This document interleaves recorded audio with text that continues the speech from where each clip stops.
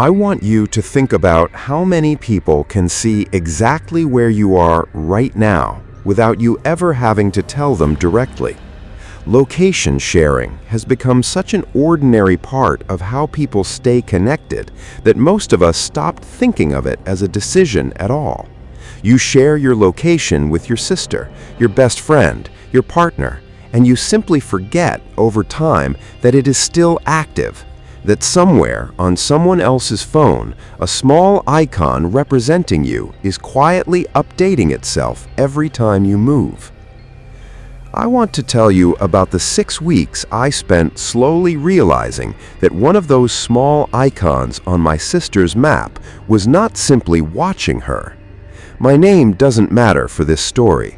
What matters is that I am a 27-year-old woman living in Sacramento, California, and my older sister, Claire, is 31, living about 15 minutes away with her 2 kids.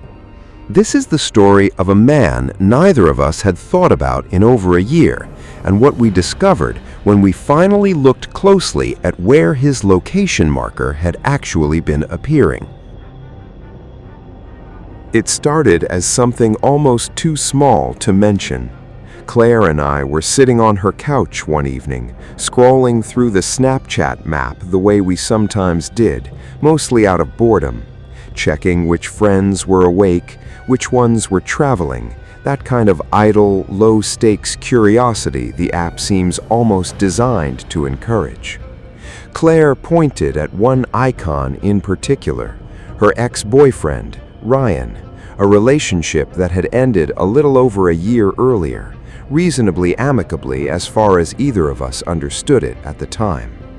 They had simply drifted apart, no dramatic falling out, no reason either of us had ever considered him someone to be wary of.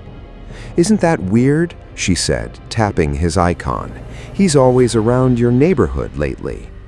I remember laughing it off in the moment. Sacramento is not a small city, but it is not an enormous one either, and people's paths cross constantly without any particular meaning behind it. I told her it was probably nothing, a friend he had in the area, a gym he'd started going to, any number of unremarkable explanations.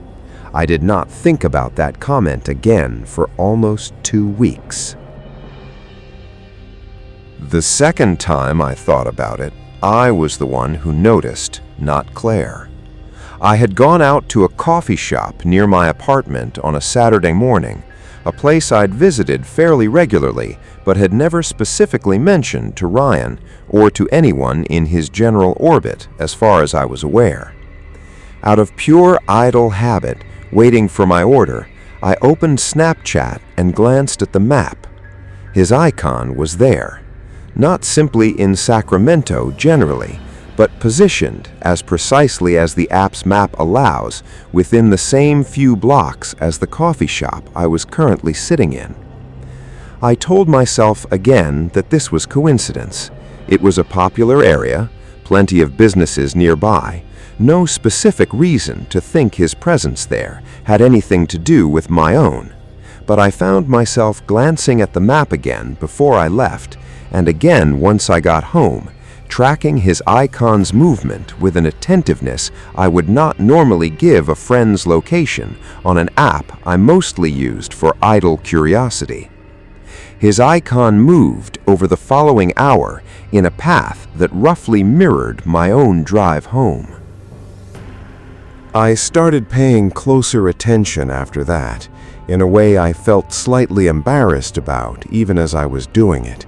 I began taking screenshots of the map whenever his icon appeared somewhere that overlapped with my own location, telling myself I was probably being paranoid, that I would look at the pattern in a week or two and laugh at how little it actually amounted to. I did not laugh at it. Over the following 2 weeks, I documented 6 separate occasions where his location, as shown on the map, placed him within a few blocks of wherever I happened to be: my apartment, the coffee shop, my gym, a restaurant where I'd met a friend for dinner on a Tuesday night I had not posted about or mentioned to anyone outside that one friend. I called Claire and laid it out for her, the 6 screenshots, the dates, the locations. She was quiet for a long moment on the phone. "He doesn't know you live, does he? You never dated him. You barely know him beyond me." That was true. Ryan and I had met perhaps a handful of times over the 2 years he dated my sister. Family dinners, a couple of group outings. I had never given him my address. I had never, as far as I could recall, even discussed my daily routine with him in any detail at all. Claire checked her own settings that night and found something neither of us had thought to look at in the year since she and Ryan had broken up. She had, at some point during their relationship, shared her own location with him on the app, the way people in relationships often do. That sharing had simply never been revoked after they split, not out of any conscious decision to keep it active, but out of the same quiet inattention that leaves most digital permissions in place long after the reason for granting them has ended. That explained how he could see Claire's location. It did not, on its own, explain how his movements had come to consistently overlap with mine. We sat with that question together for a long time that night, on the phone, going over every possible explanation. And then Claire said the thing that made the entire pattern click into place in a way I had not let myself consider. She had, "I can see your location, and I've been at your apartment or near it almost every week for the kids' schedule stuff. He's not following you specifically, he's following me. You've just been where I've been." It was, in some ways, a relief to have an explanation that did not center entirely on me.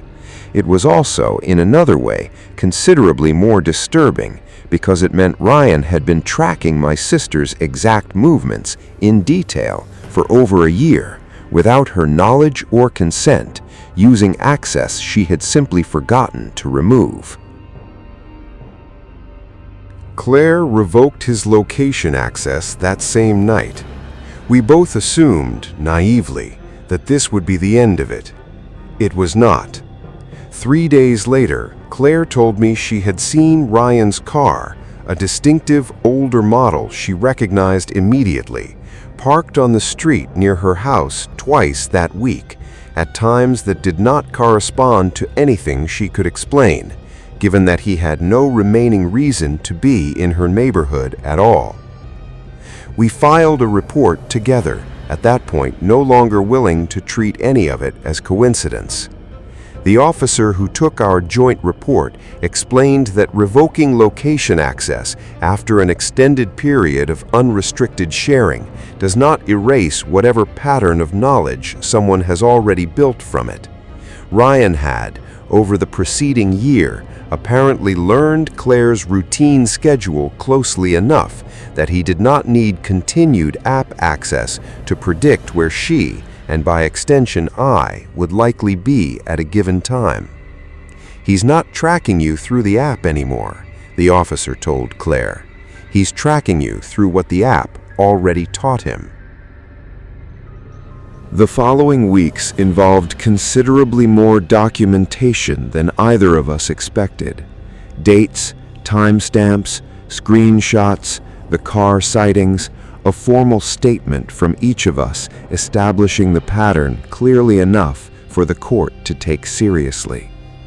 Claire was granted a temporary restraining order against Ryan within 2 weeks based on the combined weight of the location pattern, the unexplained car sightings, and a brief, deeply uncomfortable phone call he made to her afterward, in which he denied following her at all while somehow referencing a specific detail about her son's after-school pickup time that she had never discussed with him since their breakup.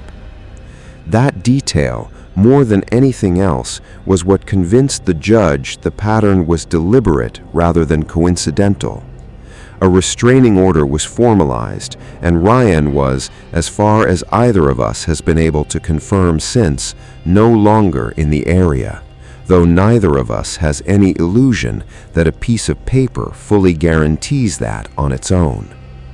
I want to be honest that the legal process, while ultimately protective, did not feel especially satisfying in the moment. It took weeks of building a case out of something that had started as an offhand comment on a couch, scrolling through an app neither of us had ever thought to take seriously as a genuine safety concern. Claire and I both went through our full location sharing settings after everything was resolved, on every app, not just the one this had started with. We found permissions granted years earlier to people we no longer spoke to, relationships that had ended, friendships that had faded, access that had simply never been revoked, because revoking it had never once occurred to either of us as something worth doing. If you use any app that shares your location with friends or former partners, I want you to take one specific thing from what happened to my sister and me. Go through that list tonight. Not just the people you actively worry about, everyone. Anyone whose reason for having that access ended, whether through a breakup, a lost friendship, or simply drifting apart, should have that access removed, deliberately, rather than left in place through simple inattention. Location sharing is built for convenience, for staying connected to the people currently in your life. It was never built with a clear mechanism for remembering to remove people once they no longer are. That gap, the one between granting access and remembering to revoke it, is exactly where situations like ours are able to quietly take root for months, or in Claire's case, over a year, before anyone notices. Check your list tonight, not because everyone on it is a threat, simply because you deserve to actually know who's still watching, rather than finding out the way we did.